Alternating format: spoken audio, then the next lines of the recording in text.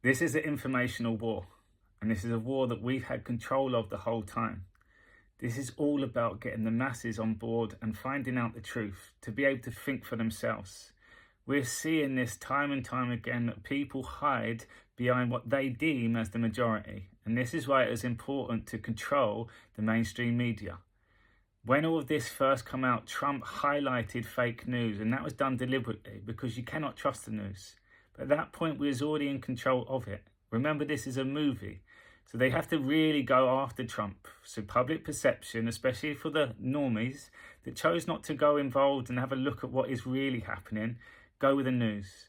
Q actually states it and shows that there's a lot of people in this world that are too busy and too consumed with life and being stuck in the matrix to pay attention to the world. So they rely on the mainstream media. So Trump and all the Trump derangement syndrome and everyone hating on Trump, that was because of the mainstream media back then. Now it's getting to a stage where there is a boomerang, and you're seeing that mainstream media have to now report on the momentum that is being built from Trump winning in Iowa and Trump winning in New Hampshire. It's just going to continue in Nevada, it's going to continue in South Carolina. So they're reporting on it. So the people that we can call the normies, the libs, the people that get very aggressive with Trump. And if you're getting aggressive with Trump, it's quite obvious that you haven't been paying attention to anything that's been going on in the world.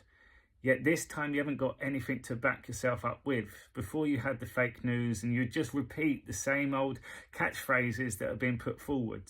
However, now it's getting so ridiculous. So you have to let go of it's fake news, they're the enemy of the people, and change the perspective knowing that we're in control of fake news and this is to wake more people up. It's getting so ridiculous that they're now turning on Trump, saying that Trump's responsible for the border crisis. That is being called by Trump and told by Trump, don't fix the border, don't fix the border. That's, I think, what McConnell was doing.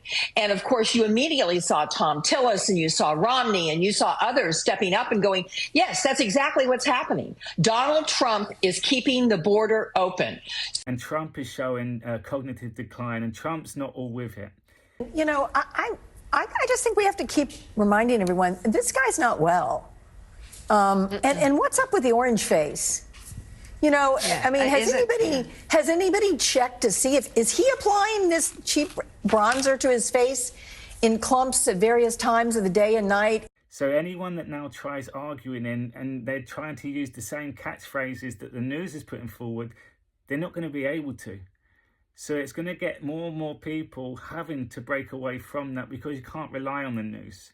Which means if they are using that, people are going to get caught out because you're going to say, hang on a minute, they're saying that, but look at Biden all the way through the cognitive decline. Trump built the wall, and look at the border crisis when Trump was in there, all sorted, all in control of. So they can't use that. So more and more people are going to have to start breaking out of it. And the people that hold on are going to go into that scare event in a lot of fear. Our job is to just start highlighting what is the truth, and Trump is the truth. We also have to pay attention to the gatekeepers that keep pushing fake news, and all the aggression, all the fear.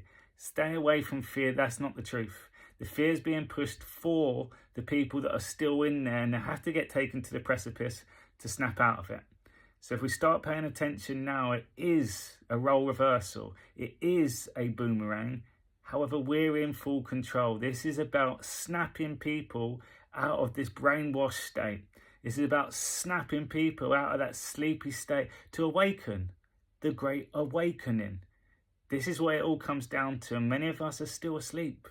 We still blame the normies, but we're fast asleep in the truth movement. We hold on to what the masses tell us within this group.